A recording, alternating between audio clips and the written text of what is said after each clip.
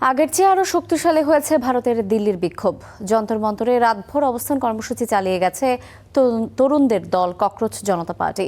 ইন্টারনেটের পর রাতে সেখানে বন্ধ করে দেওয়া হয় বিদ্যুৎ। দিনভর তরুণদের উপর পুলিশি নির্যাতনের নিন্দা জানিয়েছেন অভিজিৎ দীপক সহ সিজেপির মুখপাত্ররা। নিন্দা জানিয়েছেন কংগ্রেস নেতারাও। এদিকে ছাত্রদের হামলায় শতাধিক পুলিশ সদস্য আহত হওয়ার দাবি করছে পুলিশ। ছাত্রদের বিরুদ্ধে এফআইআরও করেছেন তারা।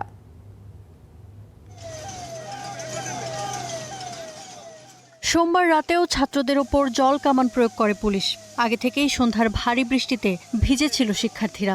সংসদ অভিমুখে মিছিলের সময় ইন্টারনেট সংযোগ বন্ধ করে দেওয়ার পর সোমবার যন্তর মন্তরে বিচ্ছিন্ন করে দেওয়া হয় বিদ্যুৎও। তাতেও দমানো যায়নি তরুণদের। মোবাইলের টর্চ জ্বালিয়েই আন্দোলন চালিয়ে যান বিক্ষোভকারীরা। কাঁদানে গ্যাস থেকে লাঠিচার্জ, বিক্ষোভকারীদের ছত্রভঙ্গ করতে সব চেষ্টাই করেছে পুলিশ। পিটিয়ে মাথা ফাটিয়ে দেওয়ার অভিযোগও উঠেছে তাদের বিরুদ্ধে। রাতে পরিস্থিতি আরও অবনতি হয়। পুলিশদের দিকে ইট পাটকেল ছোড়ে ছাত্ররাও। এমন পরিস্থিতিতে অনশন চালিয়ে যাওয়ার ঘোষণা দিয়েছেন অধিকার কর্মী সোনম ওয়াংচুক। পুলিশ যেভাবে শিক্ষার্থীদের ওপর হামলা করেছে তা অত্যন্ত লজ্জাজনক। মাথা ফাটিয়ে দিচ্ছে, এমনকি 15 বছরের কিশোরীকেও ছাড় দেয়নি। এসবই হয়েছে নরেন্দ্র মোদী ও অমিত শাহের নির্দেশে। এমন নির্মমতাই সোনম স্যার তার অনশন চালিয়ে যাওয়ার সিদ্ধান্ত নিয়েছেন। ককরোচ জনতা পার্টির মুখপাত্র আশুতোষ রাঙ্কার অভিযোগ, সরকার আলোচনার নামে 5 ঘন্টা সময় নষ্ট করেছে। এখন যদি তারা কথা বলতে চায় তাহলে তাদেরই আন্দোলনস্থলে এসে আলোচনা করতে হবে।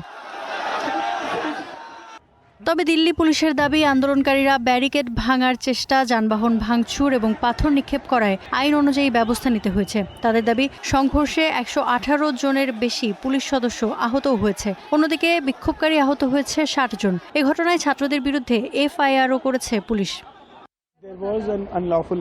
এটি একটি বেআইনি জমায়েত ছিল। সেখানে পাথর নিক্ষেপ সহ সহিংসতার ঘটনা ঘটেছে। কয়েকজন বিক্ষোভকারীকে আটক করা হয়েছে।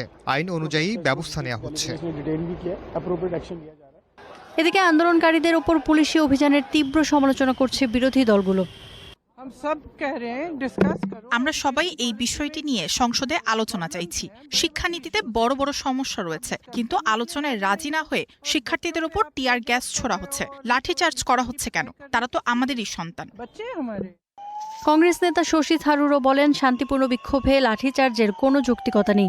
সংসদ যদি জনগণের উদ্বেগ ও দাবিগুলো নিয়ে আলোচনা করার জায়গা না হয়, তাহলে গণতন্ত্রের মূল উদ্দেশ্যই প্রশ্নবিদ্ধ হয় বলেও মন্তব্য করেন তিনি। Iffat Ira, star news.